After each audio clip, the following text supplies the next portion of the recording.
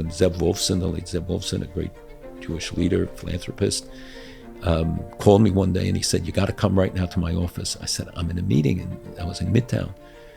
He said, "No, there's a young guy here. You have to get to know him and work with him." So I went, and he was all the way downtown, and it was Joe Biden, and he was in the second year in the Senate of his first term. Oh, wow. And we maintained a relationship over the years.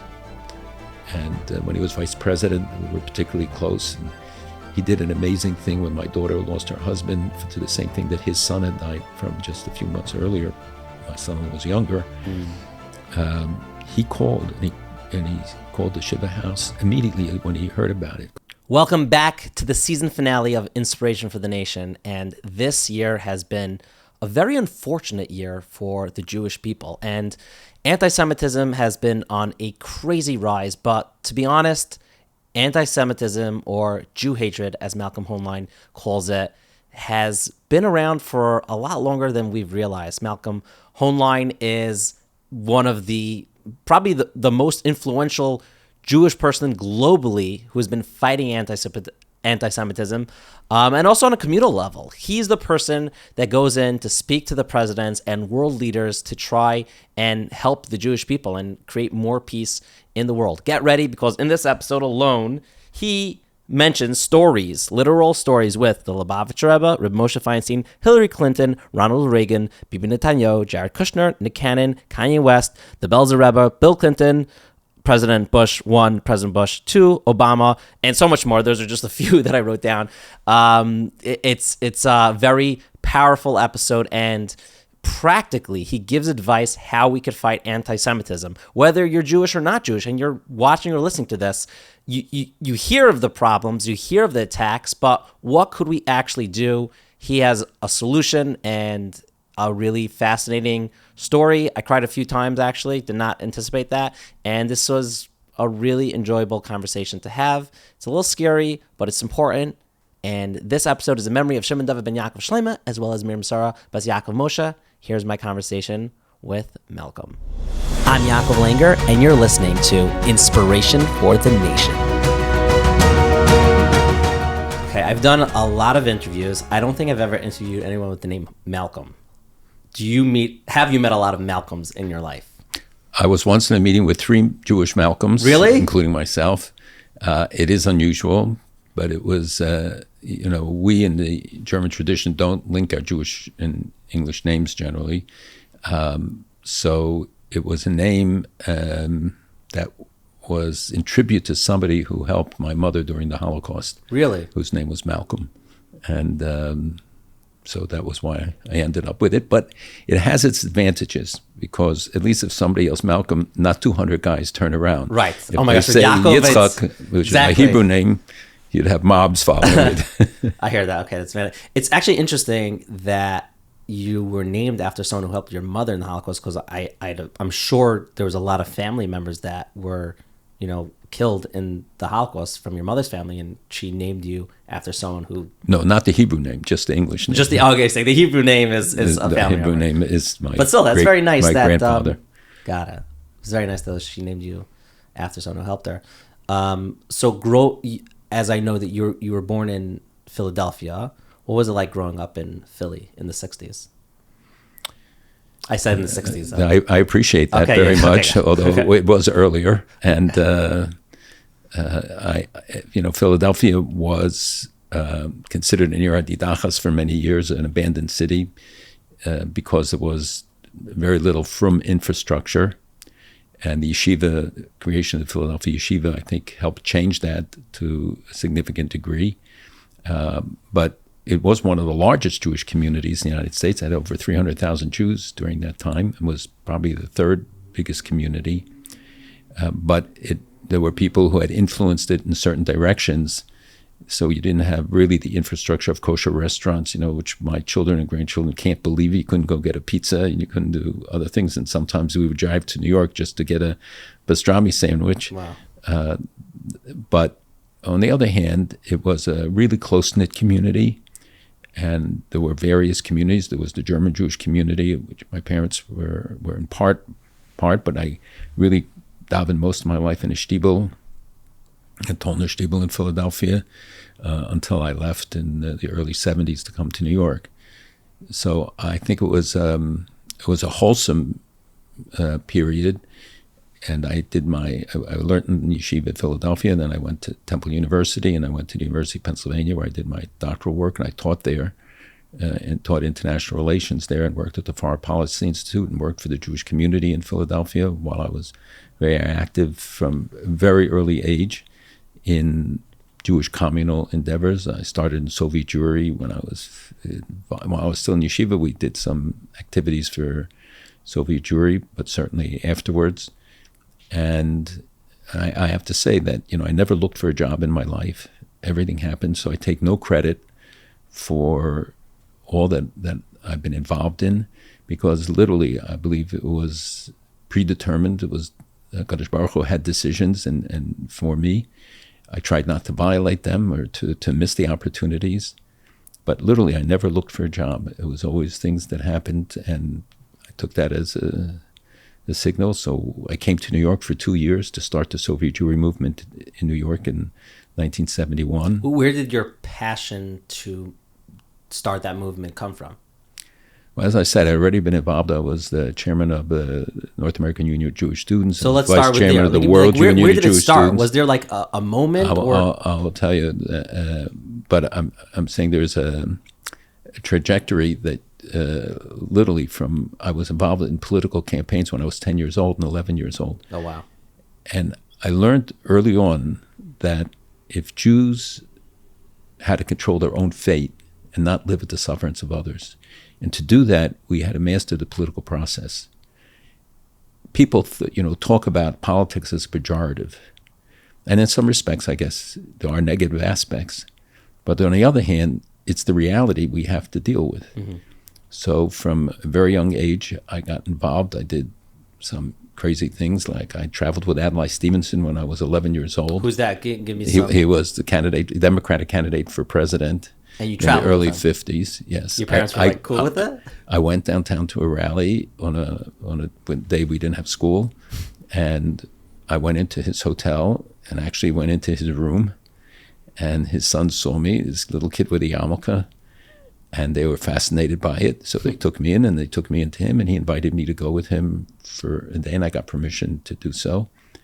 And but it was one, as I said, I think it's all basheret. It's not. It's just too many things that are just not coincidence. There was a pattern. I wish I could say I was responsible for everything, but I'm not. You going in as a 10-year-old, I'm sure you played a role in having this impact. And because I was always interested in politics and Israel, and it's the one gift God gave me. I can't draw, I can't write, I can't dance, I don't play an instrument. I have one talent, I think, and I have the schus of being able to use it full time and to do full time what I care about. I deal with a lot of lay people, the richest people in the world, some of the most influential business people and others. But they have to work full time at their jobs, and they may like it, but many times they don't. And then they do the communal stuff as an add-on to their lives. I get the privilege of doing full-time what I care about most. And I feel that all the time I have to earn it, that I have a contract. And that's why at my age, I still work 18-hour days. Wow. I'm involved in every kind of, I'm the chairman of the Flatbush Jewish Community Council. I'm vice chairman of the conference. I'm president of Jerusalem Great Synagogue. I'm chairman and involved in more than 50 organizations, have many positions, both secular and Jewish, because I believe that I have to earn every day the privileges that I have and the ability that I have. And because I'm in that position, I have a special responsibility to use it to accomplish things. And so I'm engaged in endeavors now on the next phase of the Abraham Accords, to dealing with anti-Semitism, to many other issues, and feel that, whatever time HaKadosh Baruch Hu gives me, I have to use it to make a difference. And I worry very much about the world of my children and grandchildren. And a lot of this, I know, was rooted in the Shoah. My grandparents were all killed in the Shoah. Many members of my family, including a 3-year-old cousin. And I know that this is a shadow over my life, and that when we say never again, it can't be a hollow phrase or just something people yell at a rally. It has to have meaning, that we really internalize that message, and every generation, I believe, has to take it anew, that we will never let Jews be alone, that we will never be the Jews of silence. Wiesel called his book about Russian Jews the Jews of silence. It wasn't right. They were Jews who were kept silent. We were the Jews of silence, the Jews in the diaspora. And I think that the motivation in part about focusing on Soviet Jews was to prove that we meant it when we say never again, that we were not going to let a Jewish community be decimated and subjected to the kind of torturous existence that the Jews behind the then Iron Curtain were experiencing, when I believe we could make a difference. And whether it was the demonstrations, and I know there were differences of views, and I debated it with many people, including Lubavitcher Rebbe and other Rosh Yeshiva, who would, call me in and talk to me about it. And when they saw the rational approach that we had, and it wasn't, just wild decisions, and that we consulted with the people in the country, and that we didn't, and people made very good arguments. Reb Moshe Feinstein, once I met him and we talked about it. But to him, having lived under Stalin, as one of his relatives said, you won't convince him Hitler was worse than Stalin, because he lived under it, he saw it. And his fear was that the demonstration, everything would make it worse for the Jews in Russia. So I talked to him about how we consult, what we do, the process. And then he called me to come, and he said, I watched and I saw what you did. He said, I just have one suggestion, one request. Don't use Tashmishe Kedusha. Don't use religious items. Like they used to march with Sifrei Torah into front of the big demonstration, or people wearing tallis. And you know why? Because he said, because when the Russians see it in Russia, they'll associate it with the protests and the demonstrations. And then they'll crack down on them. So you should not do it. Use them, but you should go ahead. And in fact, one year he sent a message with his son-in-law, Rabbi Tendler, and they put immense pressure on him not to do it. And he called me Erev Shabbos at home, and he said, "Look, they're driving me crazy. That's pressure." And I said, "Rashiva, I understand. Don't do it. I'll cover for it. Don't worry. We will. I don't want you to have this Akmas Nefesh, suffering for it." And then Motzei Shabbat, he called me, and he said, "I couldn't sleep this Shabbos." He said, "I can't give in to the pressure. I'm going to send the message." Really? And when it came time for it, Rabbi Tendler got up, and they mentioned that he was bringing a message. And there were 150,000 people there. You could hear a pin drop. And in the cavernous hall, around the UN, Dag Hammarskjöld Plaza, when he finished, a roar went up that went all the way back to 3rd Avenue and all the side streets in response to it. And that night, I spoke to him, and he said it would have been one of the great mistakes of my life if I had pulled back. I said, Rosh Hashiva, do you know the Kiddush Hashem, the sanctity of God's name, that the people react? He said, I heard. And, the Lubavitcher Rebbe did not support demonstrations, but he saw also that how we did, and I once went with Herman Braunover's brother. Herman Braunover was a refusenik from scientist, had a very great specialty, and they were charging him with vehicular homicide. And we had a very short window of opportunity. And then they put a $42,000 exit tax where they were making the Jews pay for their education in order to leave. But he was the highest. And I paid it. And his brother had come in, and, we knew we had a deadline. And we went to see the Rebbe about it. And I mean, personally, on a personal level, the Rebbe's relationship, since the time I was 12 or 13 years old, it was amazing with me. And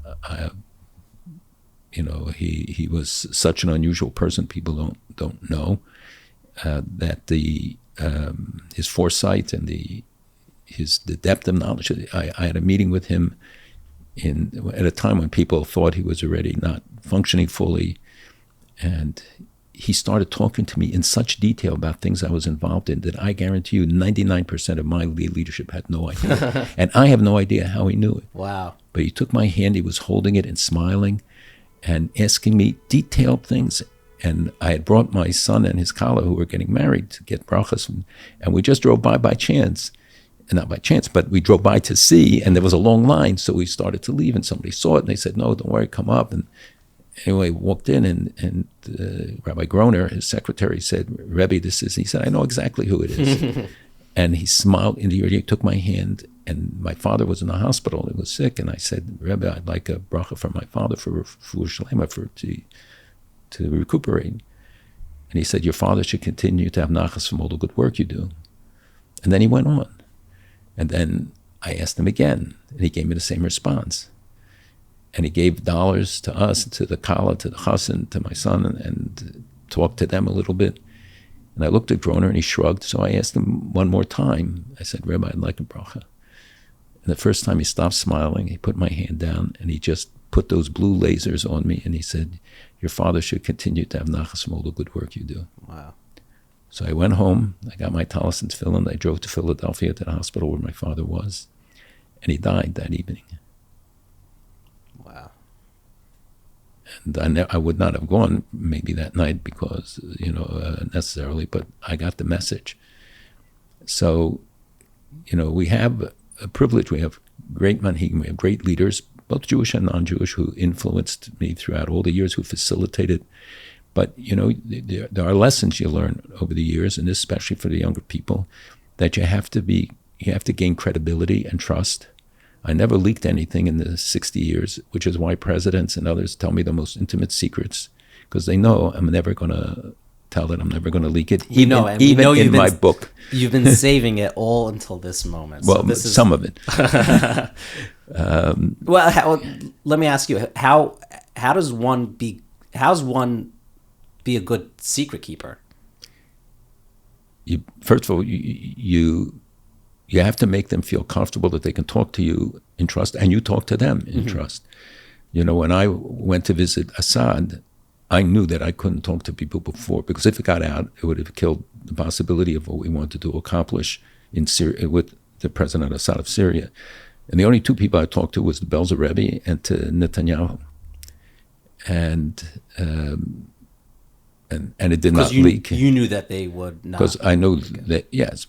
And I have, thank God, a very special relationship with the Rebbe. We talk about these issues often for an hour or more. Well, let's break that down. I think the whole episode could just focus on the people you have relationships with. But what's important is that it's not about you. And young people want to get involved, and I see many do. One is that you have to learn, you have to study, you have to know what you're talking about, because they test you. Everybody, whether it's an Assad, whether it was Putin, whether it was all the dictators I met, or presidents of the United States, they want to see, is this guy really know? Is he competent? Is he just, headline seeker, or does he really have substance? Second, they have to know they can trust that the exchanges, to the degree that they're supposed to remain quiet, will remain between you, because it's a long-term investment. Don't look just for a headline. I could have made headlines all the time in the New York Times and elsewhere with the exchanges that I had and with the things that I've heard. But what's more important long-term? It's what you can do to be a service to the Jewish people, to the country, and that depends on your capacity to build relationships, to sustain them, to translate your intentions, your good intentions, into results. And this is, too many people today, especially in the age of internet and podcasts and instant revelations and Twitter, the temptation is very great to just get your picture out or get recognition, instant recognition, but it's not long term. It doesn't last, and it actually, I think, backfires very quickly. So the relationships are based on many things. But I've seen it, and it's universal, whether it's European leaders or Arab leaders. I started going into the Arab world 30 years ago. I started going to Qatar, to Morocco 35 years ago, built relationship with the king. I got the highest medal from the king of Morocco that they give, and I've gotten in UAE, Saudi Arabia, let alone the Central Asian Muslim countries, at a time when nobody was going there and nobody even dreamed of an Abraham Accord. But some of them have said recently, that our first contact was when I came with groups, and people mocked it. People said, this is a waste of time and nothing will come of it. But I really believe that there was a lot of potential if we could overcome the propaganda, the lies, the distortions, the barriers that have been put up. We still have a lot to overcome, but you see the results, $2 billion in trade with UAE, delegations going, some barriers coming down, others remain. But, everybody's a human being, and I think that people care about the security of their children and grandchildren, and if you can relate to them on a personal level, you can accomplish great things. But they have to trust you. They have to have some sense of confidence in you. And you have to sustain it over time. It's not an instant solution. Which is so opposite what like today's world is like. Exactly. Everything is instant and quick and gone. Right.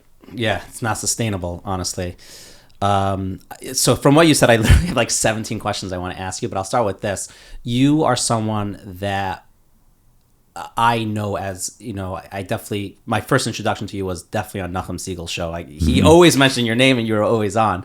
But I remember you always talking about the idea of anti-Semitism, and it definitely felt, not behind the scenes, it felt like, okay, compared to the Holocaust, you're in America, like we're completely safe. Everything is good. But you were the person saying, no, there's still blatant anti-Semitism, and there's behind the scenes anti-Semitism, but you've gotten pushback at points. I mean, unfortunately now it's super obvious, but back then in the 80s and 90s or whatever it was, you were talking about it. Like, how do you deal with the pushback? So it's true. First of all, I should mention that, I've done Nachum Siegel's show for probably maybe 25 years, 30 years, I don't even know, but very long. And I do it every Friday morning still. And the reason, frankly, was that I wanted to give people information that they would discuss Shabbos with their families. Because young people particularly know nothing. Maybe their parents still knew, but even the kids who go to the best yeshivas, whose families take them to Israel, I've tested this so many times, and people came up and Please don't test me. Please don't test me. No, not testing that way. Okay, about one guy who came to me, a speech I used to give every Friday, once a year in Flatbush to the community. And he said, how can you say that? My kids, they go to best yeshivas, I take them to Israel every year. I said, I'll tell you what, you talk to them, and then if I'm wrong, next year at the speech, I will apologize publicly. And he waited for me at the synagogue I attend at Mincha, and he was waiting outside. I saw it looked terrible. I said, and he said, I've been waiting for you, you're late. I said, it's true. And he said, at lunch today, I started talking about the creation of Israel. He said, my 16-year-old yeshiva bacha turned to me and said, what do you mean? Didn't we take it from the Palestinians in 48? And he said, I'll volunteer for anything you want. I'll help you, because he was so shocked he couldn't believe it. And he just started the discussion. So that's why I wanted to do with Nachum, that we get people to talk about the issues. And I frustrated a lot of people over the years because I won't simply give them declarations and tell them. I want them to think. I try to force them to come to conclusions, because if I just tell them my conclusion, so it's in one ear and out the other. But if they at least think about it, and between the 2 years they put something in motion, then they will remember it and discuss it. And I try to give them the facts in which they could then talk about the critical issues of the day. And it's amazing. People, a group of rabbis in Germany were listening every Friday to write their sermons based on it, and they would have a conference call right afterwards to discuss it. And then they would, their drushes would be based on that. So the impact is really remarkable. And this was the early years before you had all of the slew of podcasts and broadcasts and valuable information sources that, and it's true. People often would come to me after my speeches and say, it's depressing if you talk about those things. I said, no, ignorance is depressing. Knowledge is empowering. If you know, you can do something about it. If you want to live in some sort of harmonious world of ignorance, you're welcome to do it. You're not bothered by it. You sleep well, but your grandchildren will pay the price. And when I started warning about the signs that we saw on anti-Semitism that are now in full bloom, this didn't just happen. And one of the inspirational messages I heard was from, I think it was Reb Yaakov Kamenetsky Zatzal, who said, B'chol dor v'dor, we say in the Haggadah, in every generation enemies arise that seek to destroy us. He said in every generation, there wasn't one generation in all of Jewish history that didn't have it. He said, read the next paragraph. It's Tzei Ulamad, where it talks about Lavan, Bikesh La'arog, it's called that. Lavan, Yaakov Avinu, Jacob, our forefather, was living with his father-in-law.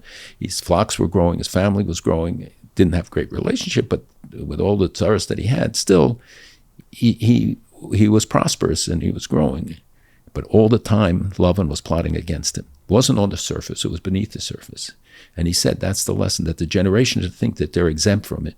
In every generation, the colors of the uniforms may change, the language may change, but the enemy is the same, of the hatred of Jews, that their intolerance, and eventually it comes to the surface.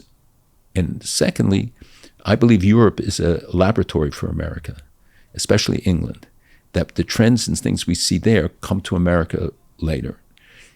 I warned about BDS years before in saying that in America, like in England, it would start amongst the elite and then trickle down. France, it's always bottom up, but England's always top down from the elites down through history. In Germany, got the worst of both.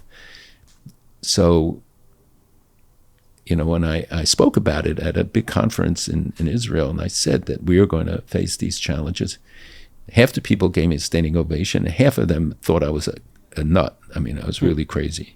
And I had many times, I still get letters from a speech I gave to one in Canada the night before 9/11, where I warned about what was going to happen and the activities that were going on. You made a speech the night before 9/11? The night before. 9/10? Yeah, in Toronto, so you can check with people there.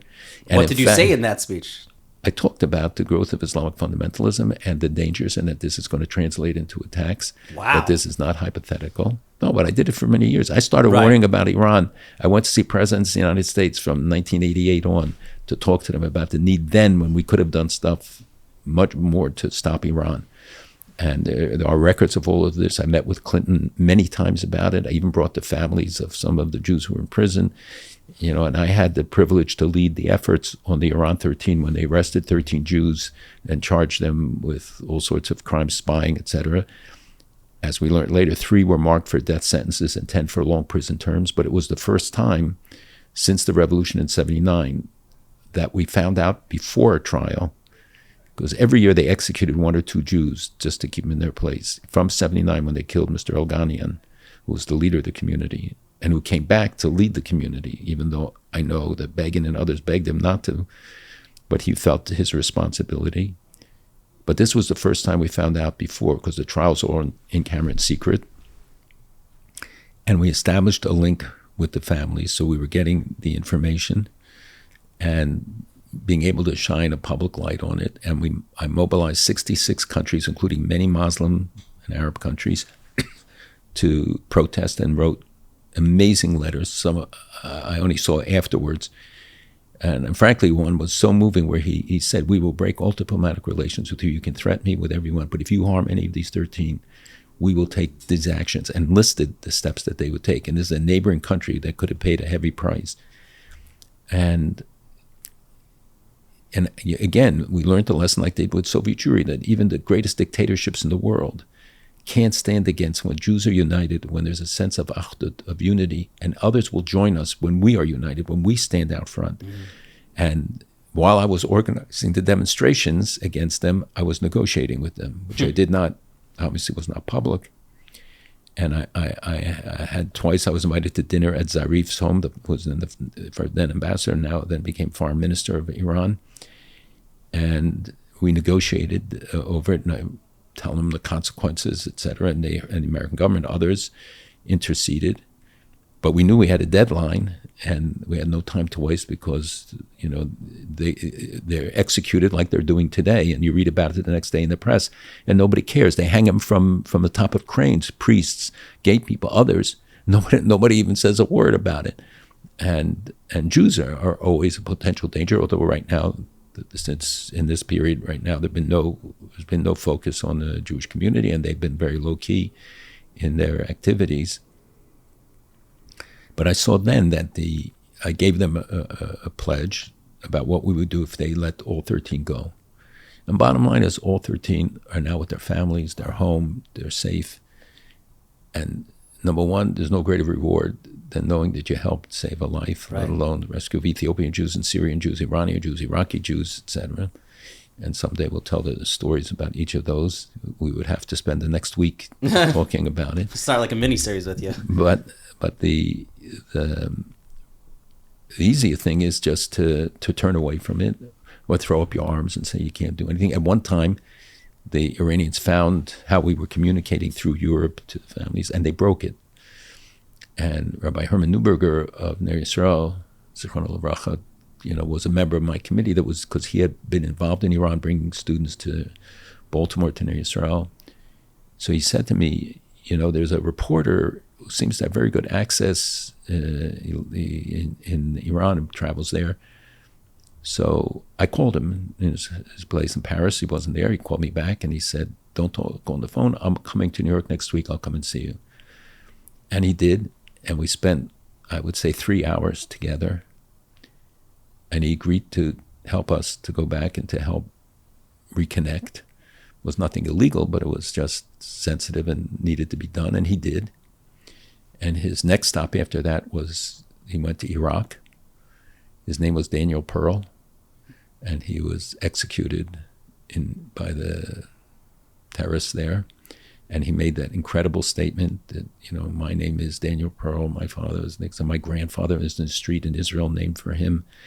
And the declaration a minute before his execution of his Jewish identity, his Jewish commitment, that is uvacharta v'chaim, that at the moment of death, he gave a message of life to, and I hope, and I believe every school should teach this and remind kids and show them, we give them all the negative images they get on their own.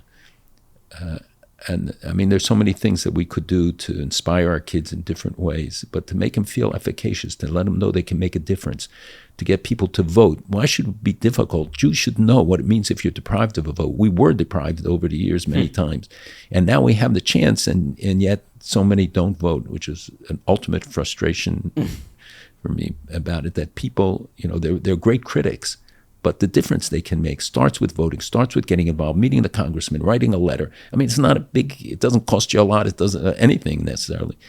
But there are many things you can do to make a difference. And if you don't have that sense of achrayut, if you don't feel our responsibility for one another, we say Kol Yisrael Raving, but how many people believe that all of us are responsible for one another, responsible for the world we live in, and can make a difference? Sometimes I've seen that the most unexpected outcome from somebody's intervention, from something. Do you have a story? We love stories. Well, I can endless stories on Russian Jews. That a random person. The whole Russian Jewish movement was really based upon people, individuals, both in Russia and here, or the Soviet Union and here.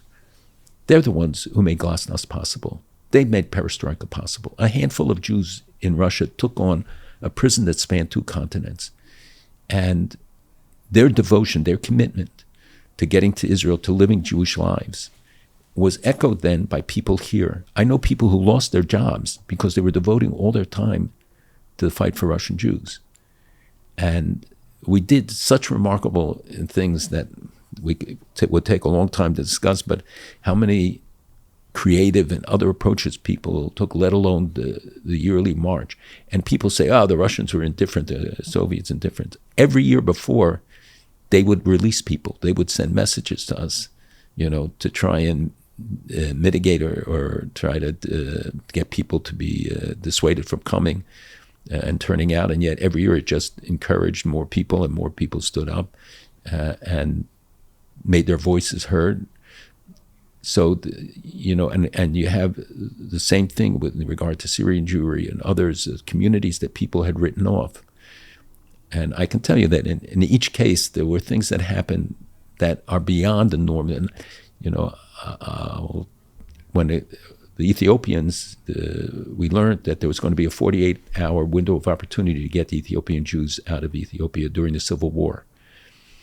And I was approached to make sure that they needed an American envoy to go there to talk to the government to arrange to be able to get airlifts. And so I won't control the details, but I went to see General Scowcroft, who was the head of National Security Council for President Bush, for the first.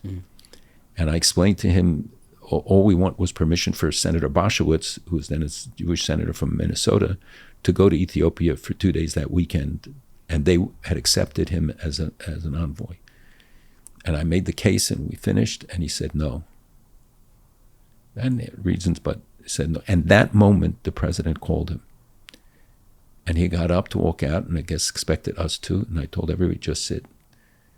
And as he went to the door, I said to him, General, can I ask you one thing? Would you ask the president, and he said yes. I said, could you ask the president if he can afford to have pictures of dead Ethiopian Jews on the front page of the New York Times, like the pictures of dead Kurds today on the New York Times, because you said no? And he looked at me aghast and walked out. And he left us sitting there in his office. So the people turned to me and said, what made you say that? And I said, I'll tell you the truth. I heard it when you heard it. I have no idea. The words came out, and that was it. I honestly, and I can say it now, I never thought of it. And he came back a few minutes later, and he just looked at me and he said, the president said yes. Boschwitz was that weekend. I called him, he was skiing in Vail. I said to him, look, I don't have time to tell you. Will you be this weekend in Ethiopia? He said yes. He was. We had to set up the process, and the result speaks for itself. Wow. I wish I could take credit for it. Well, you did. I don't, but I'm just a vehicle.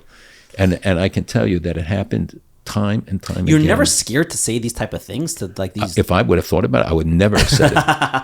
I had things with Baker, also similar things, and the people. Baker, who's Baker? Jim Baker, who was Baker. the Secretary of State, and said some colorful things about Jews, but we had some really specific needs, and also we make assumptions sometimes. I was at a meeting with President Bush one, where the issue of Jews, I raised the issue of Yerushalayim and about the recognition and all that, and the others who were there, and I was still quite young, and everybody else there was much older than I, very senior leadership of the community.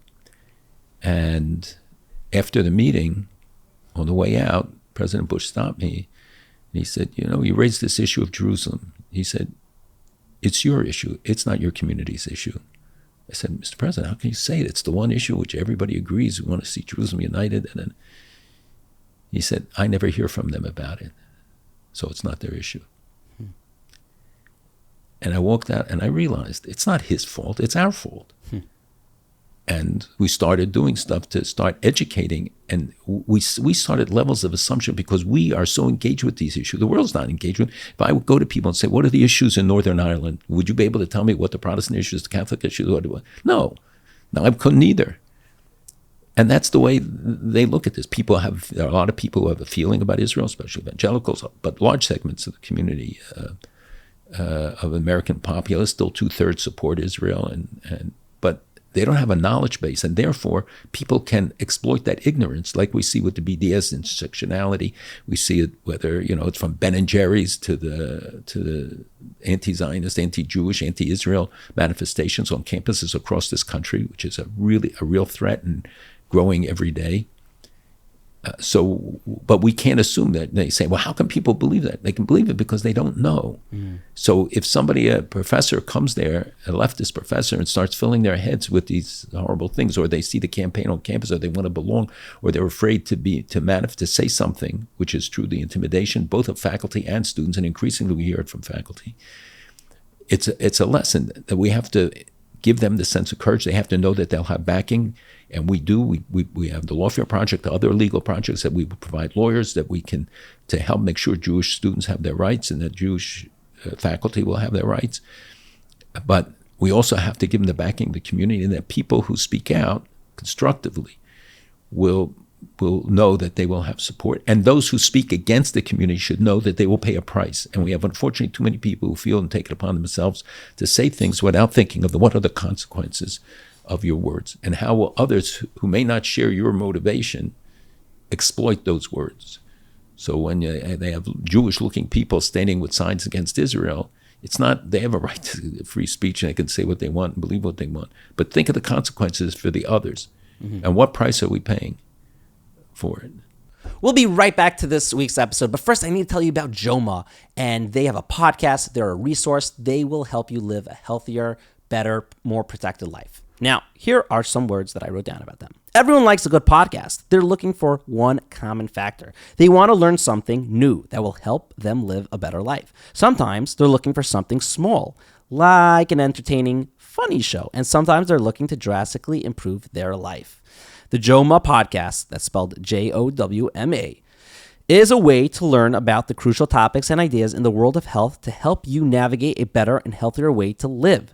The Jewish Orthodox Women's Medical Association shares preventative health information geared to members of the Orthodox Jewish community. Their wonderful and engaging host, board-certified pediatrician Dr. Lisa Minkin, each episode delves into various topics and challenges that so many people have or could have. And there's more. Listening is one thing. You can also call the Joma hotline. That's 929-4-GESUNT. I'll spell that out, Gezunt.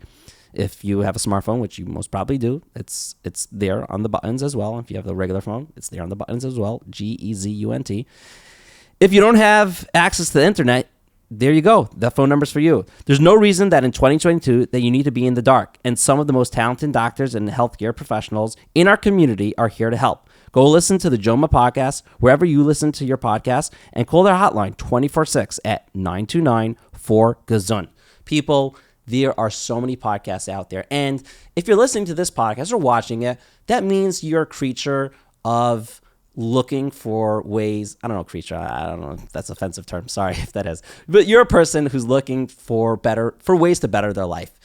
I am nothing to do with professionalism or to do with the healthcare system, but they are fantastic. They're also a resource for women joining the medical field. I have a bunch of friends that their wives are doctors, PAs, or nurses, whatever it is. They are an amazing organization, but there's so much misinformation out there.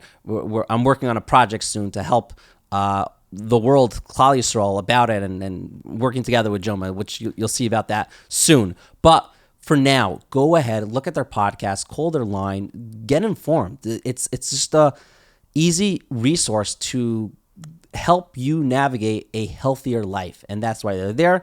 A link is in the show notes. And now back to my conversation. What's more dangerous, people who are secretly anti-Semitic or people that are openly anti-Semitic? It's a great question. I think both. I do believe that shining the light on it is important, to expose them and to force them back under the rocks. You're never going to cure anti-Semitism. It's a cancer. It survives. You can diminish it. You can make it unfashionable and unacceptable. You can legislate against it, as we have, but it doesn't cure it. Mm. And one of the things that we have to do is, number one, to take it seriously, that we have to, and I helped create SCAN, which is Secure Community Network. I was a co-founder, because I said we have to have physical security for Jewish institutions. And we have now offices around the country, and we're spending hundreds of millions of dollars, maybe more, on security of our shuls, our schools, our JCCs, all the institutions. But for many years, I tried to get people to do it. They wouldn't do it. They didn't think it was important. You know, our synagogues were open and everything until Pittsburgh and Poway and et cetera. And people didn't want to hear it. Right. It's not like a fluffy, fun topic to talk about. It's right. It's very scary. But you got to talk about the real world. I deal in the real world every day. I have to face reality, not the world I would like it to be, or as I see it, but as it is. And Jews don't have that luxury.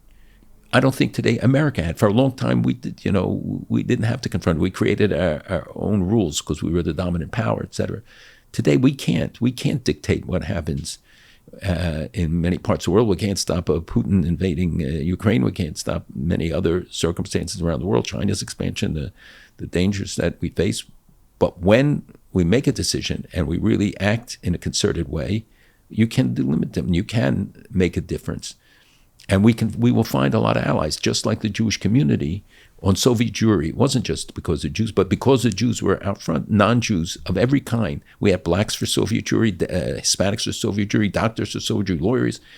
It became the number one human rights cause in the world. Mm-hmm. Was it necessarily the worst in the world? Amongst them, but not that there were others. But nobody talked about the Baptists in Russia who were suffering. And people then invent conspiracy theories because they say, why would these Jews march for people they don't know, they don't speak the same language, and they have no connection to it? There's conspiracies. Well, they were right, but it's a conspiracy of love. It's a conspiracy of concern, of caring for one another. And many in the world don't have that. And then so they look and they say, there's got to be some terrible motive behind this. There has to be something else, rather than looking at the positive and as a model for others. So when we created SCAN, I said I want it to be a model. I want all communities to organize for security. I want everybody to take the threat seriously, because we are maybe the first, but we're never the last victims of it. And thank God, I will tell you, but it took a long time. And most schools and others did not take it seriously enough. And there are ways with cameras, with locking doors. There's a lot of steps that don't involve huge amounts of money and expenditures. We don't want to become what Europe is, where you have to check in 3 days in advance to be able to go to shul on Shabbos and stuff. But we need to take steps to assure that people can go in confidence, that people can walk around with a yarmulke on the street. The idea that many people take off their yarmulkes or don't show Jewish symbols is a horrendous statement about America. But we can't just give into it. We have to take precautions. But you got to fight it. So we fight it by having the IRA definition, the International Holocaust Remembrance Association definition, which has also, I think, 13 or 18 examples, including saying that Israel's right to exist, denying Israel's right to exist is anti-Semitism, not criticizing a policy, etc. We have many tools, legislative and other tools. We have to hold our elected officials to account. Now everybody is making speeches in anti-Semitism. We want to see the action. Don't just appoint commissions. Tell us what you do on the recommendations. Why do we have revolving door justice that somebody can attack 2-3 shuls and be out that afternoon already carrying out for other attacks? Why is it that people are arrested for attacking young Jewish kids walking to school and there's no price to pay? So we have to make sure and hold the DAs to account, to hold the judges to account, to hold the system to account, our legislators, everybody, and say, if you don't come to us with platitudes, come to us with results, with real action. And that means our community has to be able to prepare an agenda and do things which many of the COJOs and local councils are doing a good job developing ties with the police and working on it. But there really has to be a collective effort. Are you one of the people, behind the scenes, putting pressure on, let's say, company? Let's say when Kanye West says Hitler was an okay guy, like something like that. Are you one of the people or behind, going to Adidas or whoever it is and say, how are you able to work with someone that's, it's not even a secret that he's anti-Semitic. He's open, straight up anti-Semitic. Yes. But yes, the answer is yes, I am. But and I believe that you don't make a federal case out of everything. You have to pick your shots. Right. And you have to know who's a real anti-Semite. Nick Cannon, the famous TV star, black, who hosts, 4 or 5 different shows. So he made a remark, and it was perceived as anti-Semitic, and his manager called me and said, look, this is no anti-Semite. You really have to meet him. So I agreed to meet him. Mm-hmm. The guy has a Hebrew inscription tattoo on his neck. Really?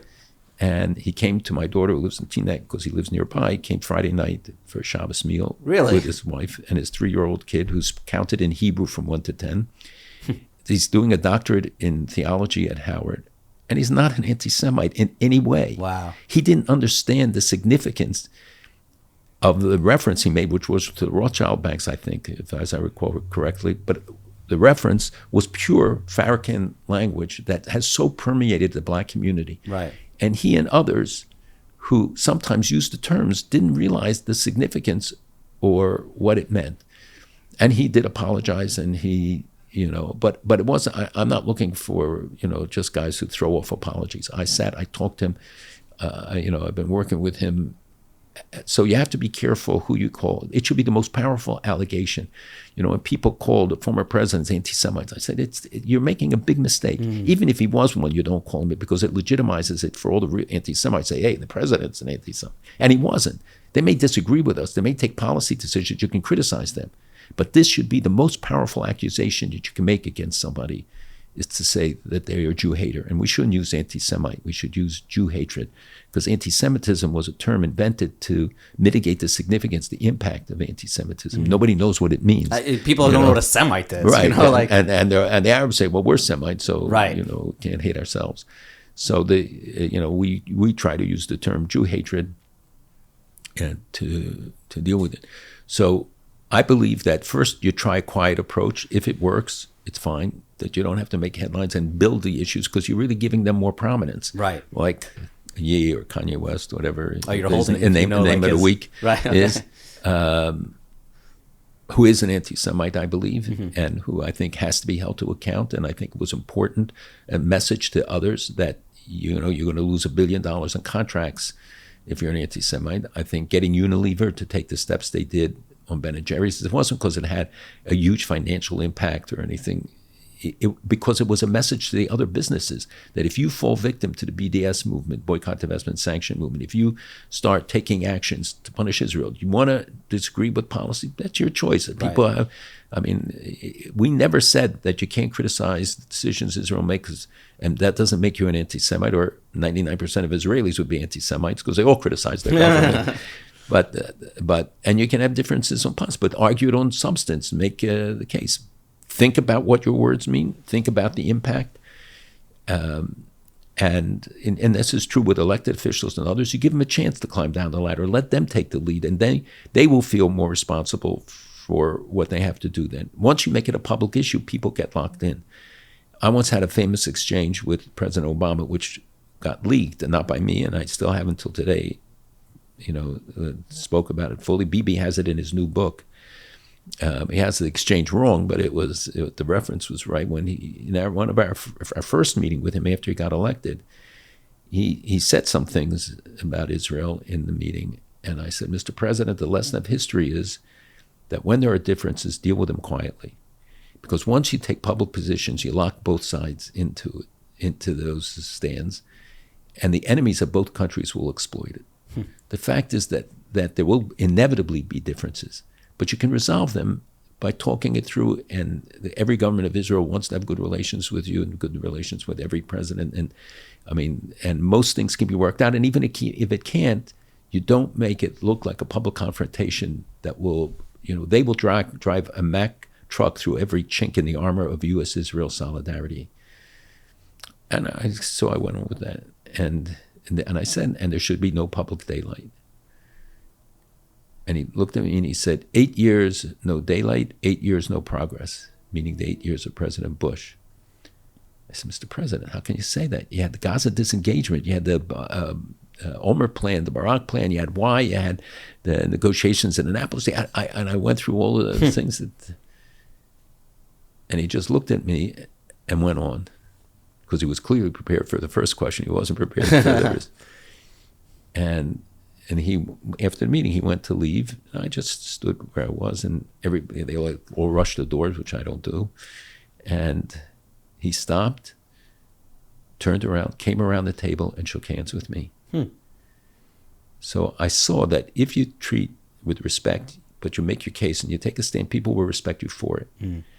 And he never failed in all the 8 years that when we had meetings to call me first or second at a meeting to ask to say something. And I was always seated across from, next to Vice President Biden, then Vice President Biden. And so, you have to treat people with respect. You can't assume that they know what you know, because we're focused on these issues. Right. Jimmy Carter used to call me at home and ask me about things, and he would say, you really know this in great detail. I said, Mr. President, when it comes to life and death, nothing is insignificant. And the first time he heard my son playing in the background, and he said, who's that? I said, it's my son. And he said, can I speak to him? I said, okay. And I called my son over, and he was, I think, 10 or 11. And he said, and he walked away, it was the days with the long cords, and he walked away with the phone. And he brought it back, and it was finished with the president. I said to him, what happened? He asked me my name. He asked me where I go to school, how old I am. And he said, that I have a daughter, Amy. She's the same age as you. I want to invite you to the White House to come and play with her. I said, so what did you say? He said, I told him I go to yeshiva. I don't play with girls. And it was on page 6 the next day. The White House put out the 10-year-old turns down presidential invitation. So I'm sure the Yeshiva was very happy. It became legendary, and people still tell the story of it, of what he did. But in his case, in the beginning, first of all, he was smart. He was an engineer. He didn't know, and at least I felt that we were able to talk about it and give him information. My goal was that he would then somehow inculcate this into his cheshbon, his own thinking. And I could tell with Obama when I scored, because in the next meeting he would raise some of the points that we made. Jimmy Carter later on became really anti-Semitic and anti-Israel. I mean, really viciously so, I think. No more play dates and invites after that. No. Although he saw me in Israel once, and I was trying to avoid him because there were cameras there and everything. How'd that play out? He saw me, came over, and I was trying to back out of the room because I let him know what I thought of what he had done before. In his case, it was disappointing. I think in the was other it hurtful cases, on a personal relationship that you had with him, like that? No, I saw before already where he was headed, and sort of diminished the relationship. And once they're out, I've maintained ties with President Bush II, with the Clintons, with others. I read this? Didn't Hillary Clinton come to one of the weddings you made? Came to my daughter's wedding. She wanted it, and she stayed, and she the mitzvah asking a million questions. Wow, not that one. Okay, but especially about the chuppah, and Rush Limbaugh was there. Wow. And they went off quietly to a corner to talk, the first time they ever met. But one of the things I hoped that at the events I did, the family events, it wasn't because it made a difference for the chasna, it's because you have to show them who we are, the beauty of Judaism. And she talked about it for weeks and weeks afterwards, about this amazing experience she had, and seeing what the true nature, the family structure, the commitments, the joy, and that the joy really centers around the bride and groom. And I felt that this built more bridges for us than 100 meetings could. Right. When you get them to see who we really are, and the beauty of Judaism, the uniqueness of Judaism. And for many of them, they don't have it in their own families. They don't see it or experience it. So, I mean, many of them, would tell me this. I won't go into that in private conversations about the significance of seeing and learning about it and getting to know it. Right. No, that's really beautiful. Okay, so we have limited time left, but there's so many different. We didn't even start on the issues yet. We didn't even get to the issues, but okay, we're talking about presidents, so I don't want to. Chapter 3. I don't want to leave this part out. Is that you got an award from Ronald Reagan? What was that about? So I got the Private Sector Initiative Award, which was presented in the White House at a ceremony. And Senator D'Amato and others had nominated me for it. But I had a very unique relationship with the president, who would collect jokes about the Soviet Union. He would always ask me to bring the latest jokes from Soviet Jewry. And Soviet Jews were the entertainers. They used to say 3 million Soviet Jews entertained 150 million Russians. And he said you can tell who the pianist is amongst the Russian Jews because he's the only one coming off the plane without an instrument when they came on Aliyah. But, we had a really special relationship with Reagan. It was truly a great friend. And then I wasn't at the Conference of Presidents yet. I was at JCRC, but I had worked with the White House a lot. And especially we did the first Jewish Heritage Week with President Reagan, even though others take credit for having initiated it. He did the first one, and we did a White House ceremony. But it was a time of Bitburg, and he gave Elie Wiesel a gold medal there. And that was where he made that famous speech, that is not your place, Mr. President. And I'll tell you something, that before the meeting, he took me alone into the Oval Office, and he said, I'll tell you something I've never said publicly. I committed a crime. I said, Mr. President, you sure you want to tell me about this? He said, in 1945, he left the Army, I think it was 45, and he stole a film. He was in the film unit. And he said, I took a film about the concentration camps because I knew the time would come when people would deny that this happened. And I wanted at least my children or grandchildren would be able to give testimony as to what really occurred. And he took home the film on the concentration camps. I mean, imagine the foresight in 1945, before the war was over, to realize what the consequences would be, what could be. And he was somebody who felt very comfortable. Jews had very close relationships with the community. And he was snookered into Bitburg. It wasn't his choice, but then it was very hard for them to back out of it. But he gave me this award and it was very special to me. It was the first time I ever got a presidential award or recognition of that kind.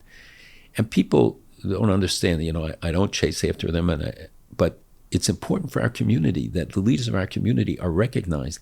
The King of Morocco gave me the highest award that they give. It wasn't for me. It was a message to the Moroccan Jewish community. It gave them such joy, and they came to this event. 5,000 people were there.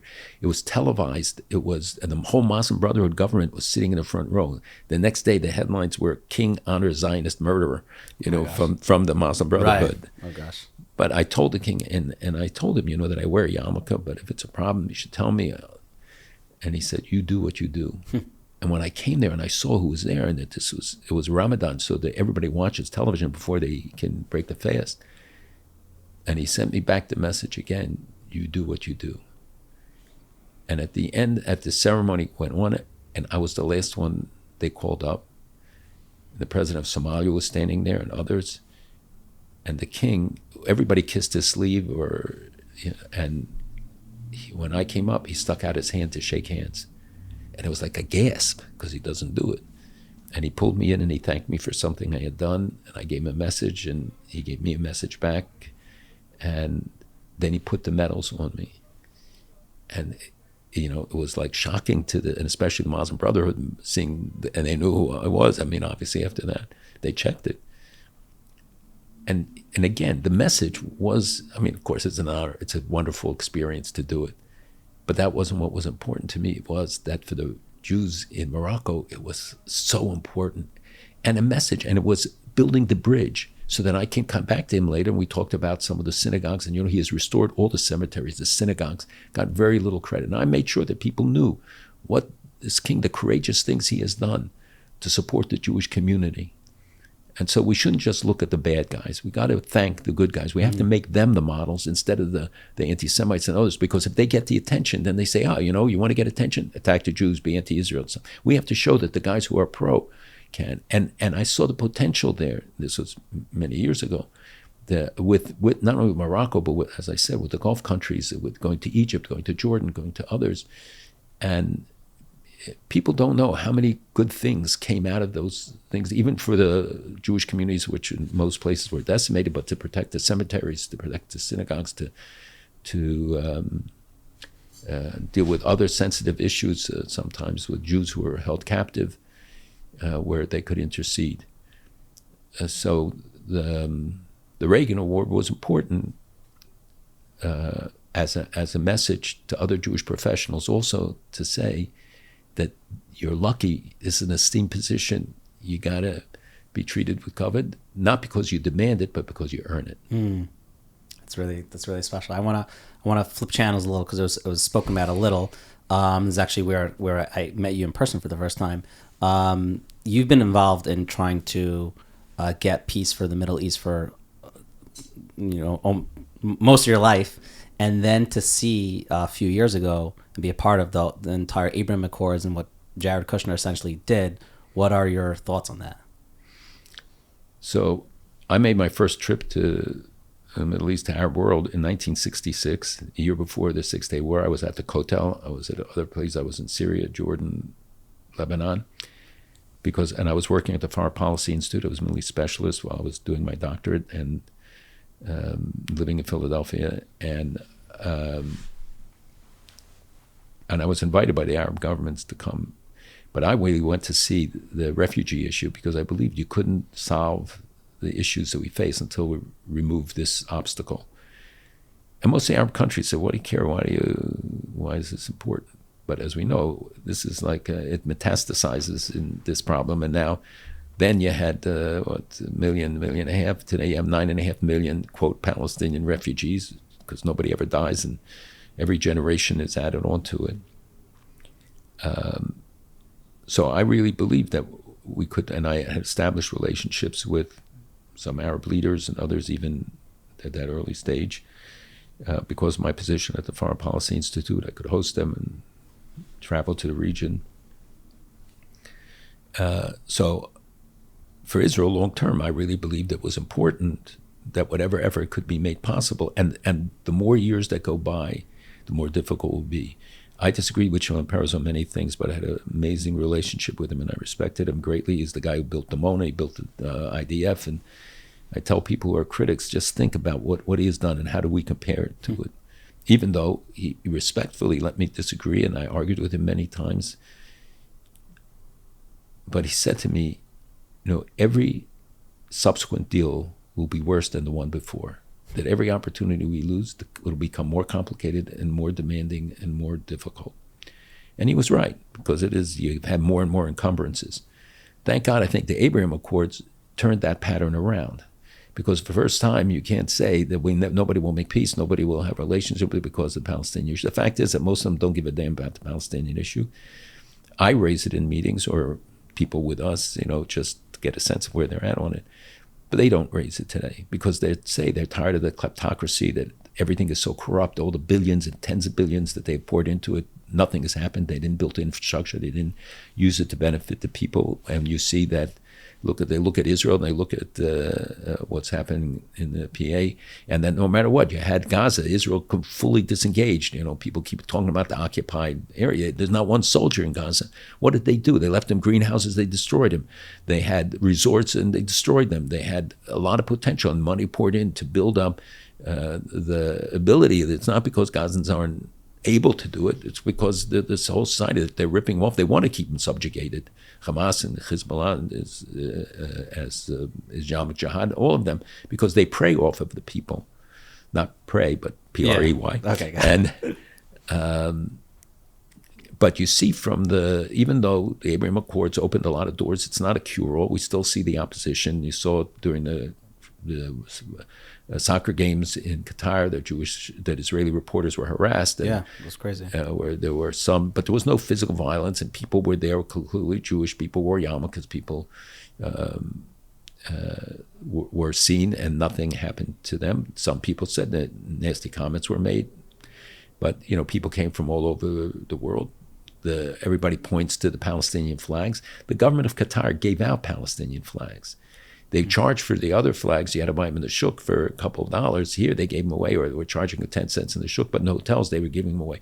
So no other flags were allowed in. The Iranians who came were not allowed to show their protest flags. This was the only one. So people misunderstand that people were using them, but it doesn't necessarily reflect the priority. It is for some, and it's still a sore point, and it's an obstacle that we have to try to remove to be able to get the full benefit of what could happen. But 13 years ago, we started the Mediterranean Initiative between Greece, Cyprus, and Israel, when they weren't even talking to each other, and they had a hostile government in Greece. And by the third round, we did this with Greek-American leaders. We'd meet the three heads of state in Israel, Cyprus, and Greece. Eventually, they had the meeting, and look at the relationship today. It's so significant. You have 7, 8 other countries that come and participate in joint war games and training and trade and everything that has been increasing. And we use it as a basis with Morocco now in it, Egypt in it, Bulgaria, Romania. Many other countries approached us. Even President Erdogan and said, I want to be part of this. And if you take the Mediterranean, you add to it the Abraham Accords. And when I went to see Sisi about it, and I said, we want you to join. He said, no, I'm not going to join. I am in it, and I'm going to bring the Gulf, and we're going to together. So if you think that from the Atlantic Ocean to the Persian Gulf, and now with the next phase that we're working on, it will take it far beyond it I think we can create from the Atlantic to the Pacific the long way, because even Korea and Japan and others have told me they are interested in being part of this. We could build a basin of stability and of peace that will counter the Road and Belt Initiative of China. It will be a buffer to Russia. It'll encircle Iran without posing a threat, because it's not a military alliance. It's not NATO. But we build on economics. We build, and you show people the benefits that could come from it, and from tourism, and from interaction, and from universities and visits. This week there are delegations from 7 Central Asian Muslim countries in Israel. There are Pakistanis and Indonesian businessmen coming to Israel. So there are opportunities. So we have to look at how we build on these, not just focusing on the areas of stress and negative, but the potential. Israel today is not seen as the source of the problem. It's seen as the source of stability. And many Arab leaders have come to recognize that, even in Saudi Arabia and other places that don't yet have full diplomatic relations. They all want to tap into the brain of Israel. And the vision, many years ago was that Israel could be the Switzerland of the Middle East. It's becoming that. Look at the high tech, the startup nation, the model to the world that it is. And with agri-tech, with so many areas that they can benefit, that Israel became water independent, energy independent. Who thought of it? All the comedians that made jokes that we didn't make, that Moshe should have gone left and right and gotten the oil. Now Israel is exporting oil. Egypt made $3 billion this year from oil. Israel sells it, and it sells to Europe. And that we are exporting the pipelines of Israel going to Europe to help with this, the winter, and the cut of Russian oil and gas. I mean, who would have believed that these things would even be possible? And all of those who said Israel will be isolated, if you don't make a peace, if you don't give in, if you don't make concession, it'll be isolated. I can't tell you how many African leaders come to us and say, can you introduce us to Israel? Can you help us go? Let alone the Asian countries that are doing it, and all over the world, there are countries that are coming to recognize that the future. It's not something you take for granted. It's no guarantee. I'm very concerned. I think South America is going the wrong way. We're seeing people get elected in Chile, Colombia, Costa Rica, Peru, elsewhere, who are very hostile.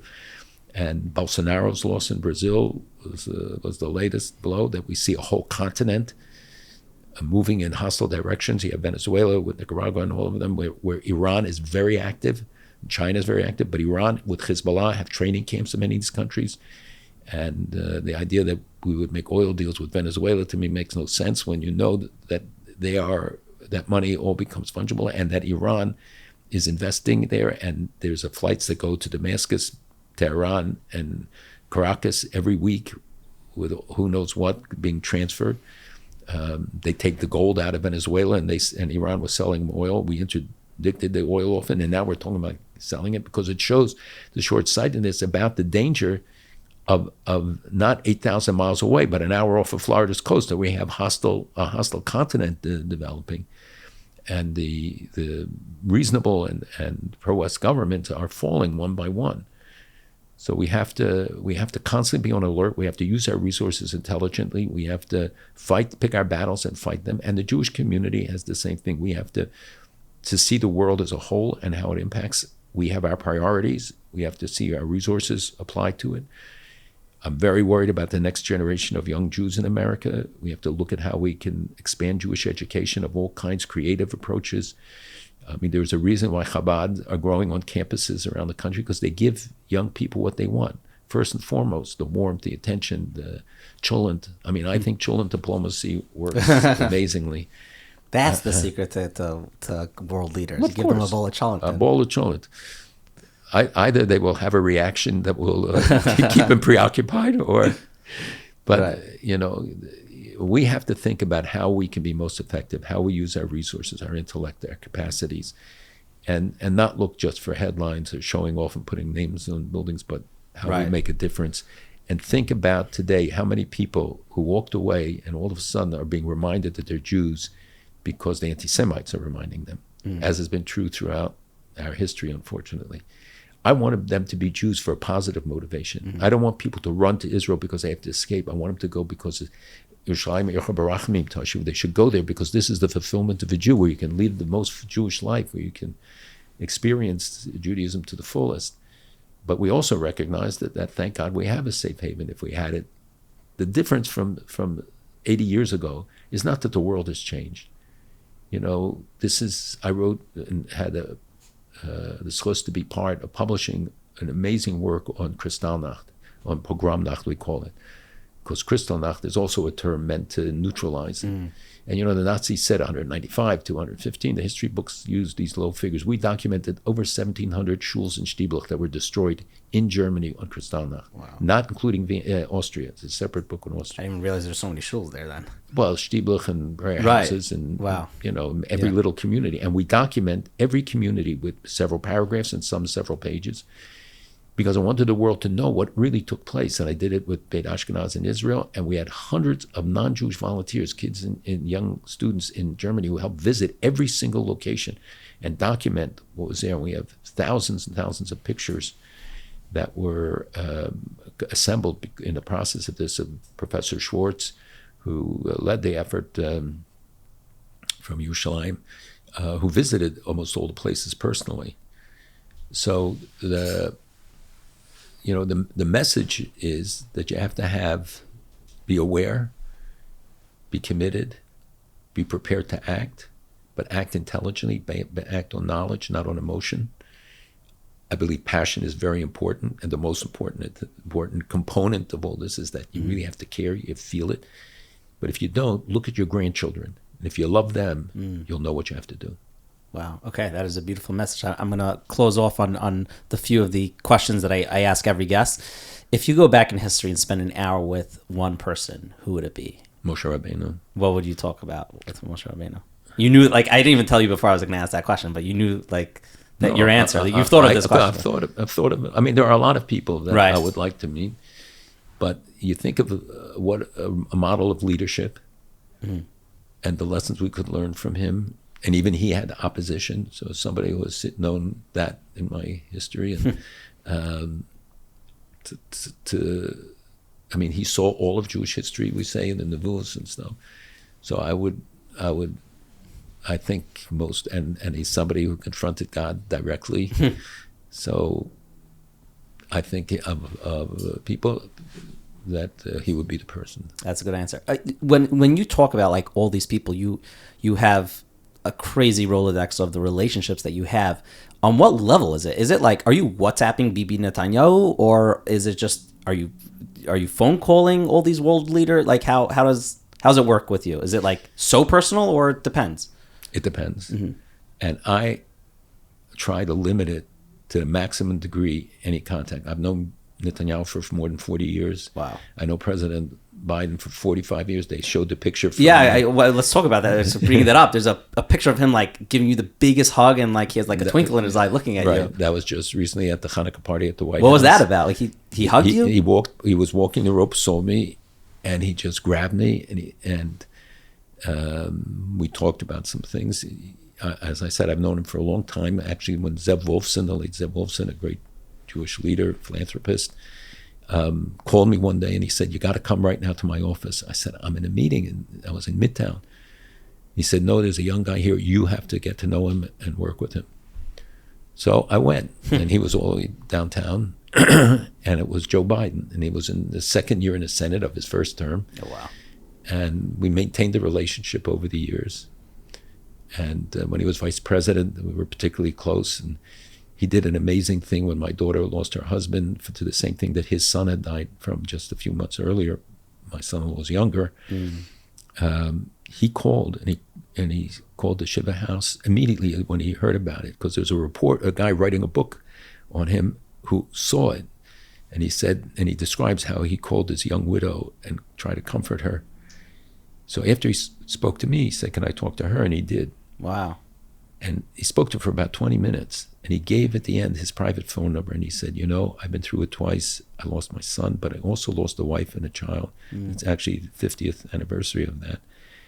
He said, "I know what you'll need. I live in Delaware. I'll be there in 2 hours in New York. Anytime, night or day. This is my private line. You call me, and I will be there for you." That's really sweet. And every time I saw him, he would remind me, "Tell her I meant it. Tell her I meant it." Wow. And the day before he went out of office, he invited her and their kids to come to the White House, but he didn't tell the staff. So when we came there, they said, "Oh, and he only has 10 minutes. I said, "Fine, whatever. It's his choice. It's fine." And he spent over an hour with them. He took each one singularly. He wrote letters to their principals in their yeshivas, who will still post them. But he bought them little gifts, and he talked to them, and he was amazing how. So I've seen the best of Joe Biden, and I'm not saying it's a one-way thing. We've had problems, and he has his views, but I saw the most menschlichkeit and the decency demonstrated, for Vice President of the United States to do. And I saw it on other occasions, things that he said and caring. But I never call. Unless I have something, because I want when the leader when I call, they know it must be important, that I'm not calling, for myself. I'm not calling for anything else. Even sometimes when I go to Israel, I don't ask to see him, because I go very often, like I'm going Bibi, in the next 3 months. Right, okay. I will wait to when, because I have a big agenda for him and things which will benefit him and Israel and stuff we're working on. But if if he doesn't feel that it's special, and that he knows that when you call, it's urgent. So when I had to call President Bush or President Clinton or others, or we reached out to ask for a meeting because something was urgent, they knew that I wasn't doing it in a haphazard way or a meaningless way, that they knew there was something significant to it. And sometime Biden said to me, yes, at the party, why don't I see you? And I said, because they don't let us see you. Your eyesight. I was laughing with him. And he called over his assistant and said, take his phone number and make sure I call him. Wow. So he did. He came over, took down. We'll see what happens. But we realize the pressure all of these people are under, and how much people want to, and they want the personal relationship, but they appreciate the fact that you don't abuse it or misuse it. You respect them. You respect the relationship. And I've seen, I can't talk about those things, which I'll never say, the personal things that I've seen and I've heard from presidents. One, I remember when President Clinton's mother died, we planted a forest of trees in Israel. And we brought him a certificate at a meeting, right before a meeting, and we asked to see him. And I brought him the thing showing where it is and everything. And he cried. You see a president cry, it leaves an impression. But, you're reminded they're human beings. Right. They're vulnerable. And I saw him at very vulnerable times when he called me in and talked to me about some of the personal things, and other presidents too, because aren't many people they can talk to and trust. And, they talk to their wives, talk to others, but when some of the issues, they want to get things off their chest. Essentially, you're a friend to them. You're someone who they could have a conversation with. And trust. And they could trust you. Well, that's what a true friend is. They could trust you, and they could just be human with you. That's right. It's an important component, because although they may be the world's most powerful person, they're also a person at the end of the day. But you can't become so enamored with the curtains of the White House that you're not willing to stand up for what you believe in. Right. And that meant at times I had to be tough and it's like nasty. You mentioned, it's advantageous because you're not like a pushover. You're a person with goals, and there's a priority. And ultimately, they will respect it. Right. And I can say there's almost no leader that I could not get access to or talk to. Presidents of the United States, leaders of Congress. I mean, there are some who obviously don't like the positions that I advocate, and will be more skeptical. But bottom line is, both because of my positions in the community, and now that I'm the vice chairman of the conference, but I'm doing many other things. I'm president of the Great Synagogue. I'm the president of the new Abraham Spirit that we just recently established, and I hope will be making big differences in many. I'm involved in 50 organizations or more. But those are all add-ons. They have to see who you are. And I would urge people, get to know your congressman, your city councilman, your others. They all impact your life. Get to know your regional police precinct commanders. Invite them for a Friday night meal. Invite them to a shul. Invite members of Congress to come to meet people at a yeshiva, at a shul, and hold them to account, but build a relationship at the same time. And you will see that then when you have to come to them for something, they will know who you are, and they will remember the good time they had with you. Really beautiful. Well, Malcolm Hoenlein, thank you so much for coming on the show. It was my pleasure. You got me to say things I didn't necessarily think I was going to say. Oh, I did not intend on that. No, okay. But I appreciate it. And I want people to know, I want to motivate young people to know they have to feel that they can make a difference. That it's, they always ask, what is the difference? My vote doesn't count. Your vote counts. You see elections in New York City that were decided by 10 votes just now. You can make a difference in so many ways, and you never know. I know one person, a guy who called up CBS and complained about a national broadcast, something they said on Israel. And before the end of the broadcast, they changed it. They made a correction because one guy called and said, what you said is not true. And I see it in the reaction to my radio shows and to the John Batchelor show, which, and now it's the CBS Eye on the World. We have national audiences and millions of people download the podcast. And I will get a letter from the most remote place in America saying to me, thank you, you changed my whole thinking. I bought into the lies. And I'm not saying we're the sole truth, but at least hear the other side and explore it. And everybody, you think of all the people you deal with every day, how many of them you can influence? But first, you got to know what you say has to be true. It has to pass that test of credibility. So that when you say to them, hey guys, what you're saying and what you're reading, that isn't the real truth of what's happening. You'd be surprised how many people you can influence. There was a study done and said that 2/3 of the people questioned said they had a Jewish friend or coworker. 75% of them said they never mentioned Israel or anything Jewish. But of the 25%, the pro-Israel numbers went up 90%. So just think of all the difference you could make, but based on facts, be credible. You can see you can change the world. Wow. Okay. I love that message. Thank you so much. My pleasure. Thank you so much for watching or listening. Go ahead, please, and check out the Joma Podcast. Rate them 5 stars. Give a listen. You will get informed and educated and entertained. And stick around. Season 2. I really want to go. I want to go deeper. I think this has been great, and I Baruch Hashem, this is the fastest growing podcast I've ever been a part of. So thank you all. But I want to go deeper. I want the conversations to be more impactful, to be stronger. I want to get the people that you were like, I never heard of that person. And wow, I am so happy that you spoke to them. Go ahead and share this episode with family and friends or anyone that you think would enjoy it. I think there's a lot of people that will. So until next time, keep on being inspirational. We'll see you next year. Lchaim. Living Lchaim.